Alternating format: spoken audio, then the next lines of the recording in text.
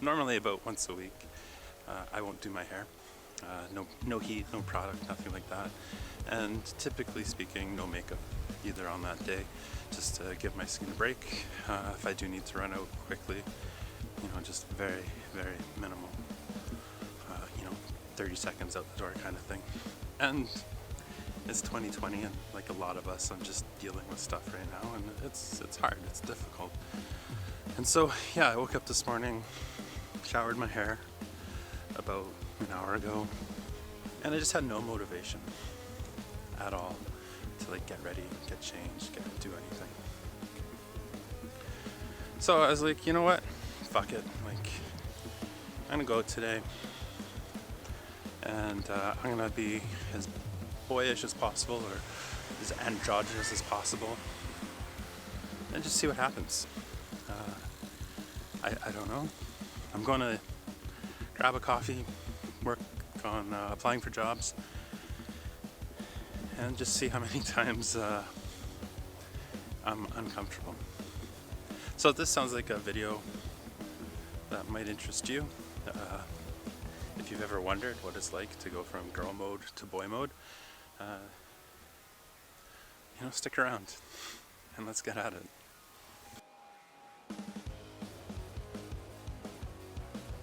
Hi, my name is Kate Madden, and I live in Vancouver, British Columbia. I primarily make videos aimed at trans folks in their 30s, 40s, and 50s who have just started transition or are thinking about transition, or just have thoughts about things going on in their life, like parenting, job, divorce, dating, stuff like that. And essentially, I just want to be a resource that I feel I didn't have when I started my transition at 39, 3 years ago. When I say Vancouver, really I mean East Vancouver. And, I'm in a super safe area for anyone queer, gender non-conforming. Vancouver is a very diverse and inclusive community, sometimes arrogantly so, where they actually don't become diverse or inclusive. They just assume they are, which can create some difficulty and problematic opinions. In terms of the community, there is a large cisgender gay white male community downtown in the west end of Vancouver, right near the ocean, Davie Street. It's very vibrant, and I've been there many times through my life, and as a child, as a teenager, and now as someone returning to Vancouver, I've been there multiple times, and always comfortable, safe environment for me. But usually I'm the only trans person on Davie when I go there, I find.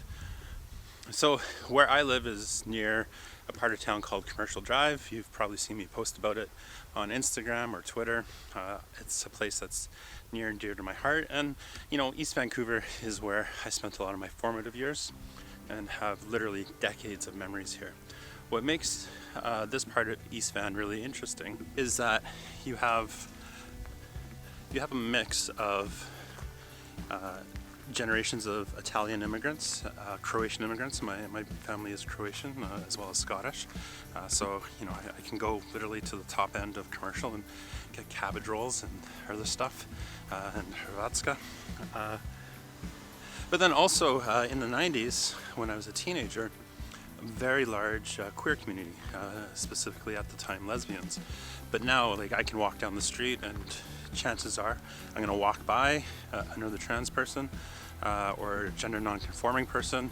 Sometimes we nod at each other, but most times we just ignore each other because that's what we do. And so I know I'm safe for this experiment. It's not like I'm in a small town somewhere or something, but really I just wanted to kind of present as androgynously as possible today and see what happened. Yeah, I'm on Commercial Drive, and this is not the only trans flag I'm going to see this morning. There's several of them on the street. So, kind of the impetus for this video is I was talking with a friend the other day who is non-binary, and we were talking about gender identity, gender expression, and the point that they made was that expression in and of itself isn't necessarily gendered. And it caused me to pause and think in that, they're just clothes. It's just makeup. And if you've been watching me on YouTube, or if you know me in real life, like, I'm not a super feminine person. I don't carry myself, in that effeminate manner. I'm really just trying to be myself. And I've always been a bit of a contrarian with, you'll see it online sometimes, how I'll respond to people with, I'll drop an F-bomb if I feel that they're kind of pushing me to be something, or, to be the correct way. And I really push back against that. One of the things that I have noticed online is a lot of people, especially those of us who have children or are married, we really struggle with how soon can we present? What will HRT do to me? When will people notice? And, for myself, I was in this weird spot where I had started HRT. I was going through separation as a result. Also, losing a lot of weight. And so I felt kind of forced to come out a little sooner than maybe. No, I wasn't forced. I wanted the world to know who I was. And so I came out really, I think, kind of backwards. And it's not to say that there's a right way to come out, but I kind of accelerated it a little faster than maybe was necessary. I came out at work, but I didn't go full time until about 6 months later, which incidentally was 2 years ago today, during Calgary Pride and the parade.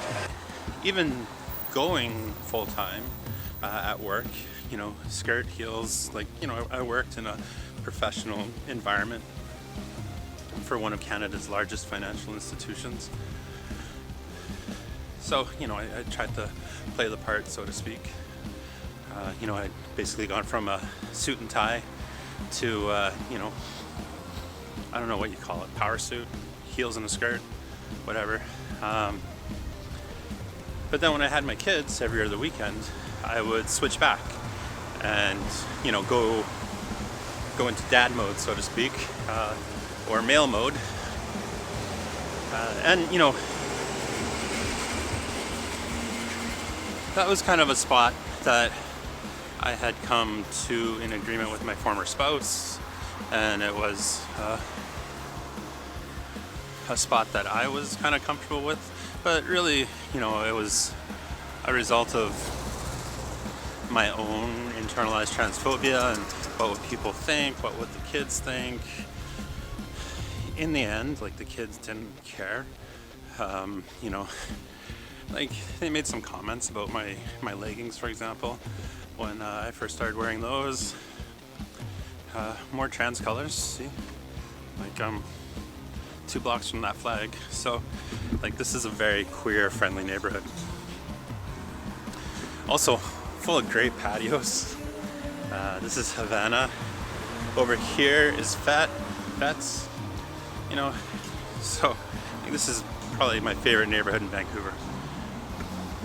Things I also began to notice when I was out with the kids and I was kind of androgynous or presenting male is that I would start to begin to be gendered female, but only when I was with the kids. I'd be called ma'am and mom and stuff like that by clerks, even when I was trying my best to look male. And, probably a result of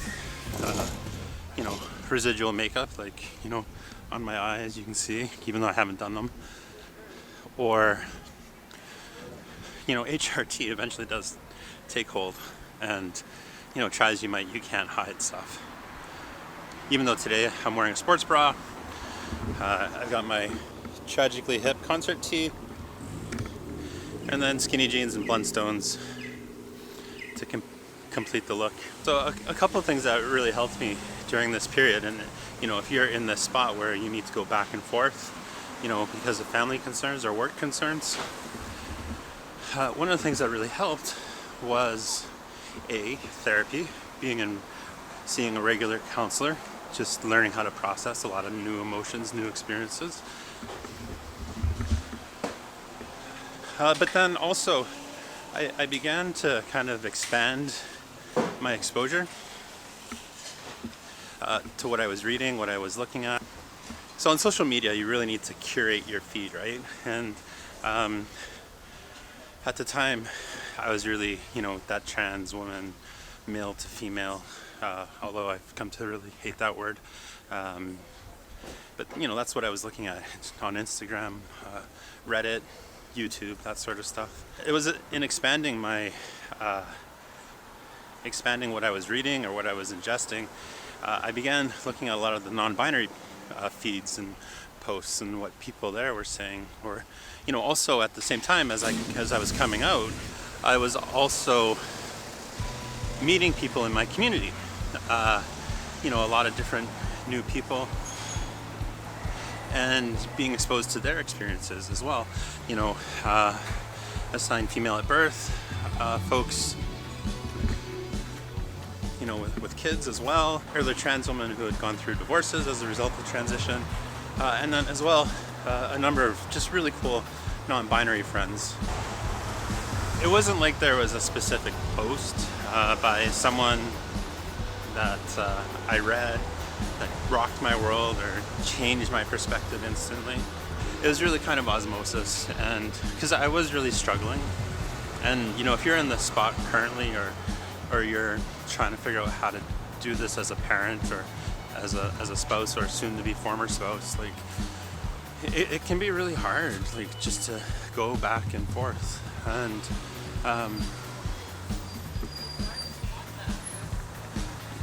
my experience has really taught me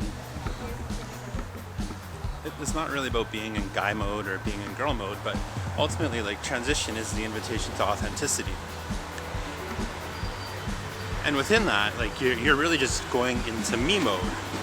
Like, you get to be yourself, and whatever that is. And so, identity and expression are different things for sure, but at the end of the day, you just got to be yourself and be comfortable with that. And I think people will respond to that.